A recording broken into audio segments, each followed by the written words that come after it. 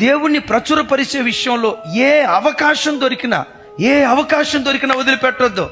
డ్యూటీలో ఒక్క మాట యేసయ్య గురించి చెప్పు. ఎవరైనా నీ బంధువులు వచ్చారా, ఒక్క మాట యేసయ్య గురించి చెప్పు.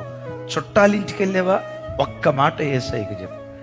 అన్నా మేము ఎంత ప్రయత్నం చేసినా ఇప్పుడు వినటానికి అవకాశం లేదన్నా, యేసు ప్రభు అంటే చాలు తిరగబడుతున్నారన్నా, మరి నేనేం చేయాలి?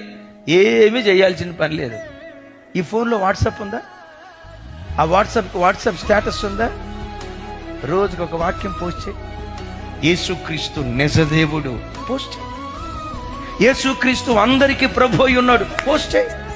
ప్రయాసపడి భారం మోయిచున్న పోస్ట్ చేయి. ఆ మాట చదవటంతో దుఃఖంతో ఉన్న ఏ బిడ్డ ఆదరించబడతాడో, ఏ బిడ్డ ఓదార్చబడతాడో, ఏ బిడ్డ ధైర్యం పొందుతాడో. సువార్తను ప్రకటించడానికి ప్రతి క్షణాన్ని వేదికగా నువ్వు వాడుకోవాలి. సువార్తను ప్రకటించు. అద్భుతం. సువార్తను ప్రకటించు.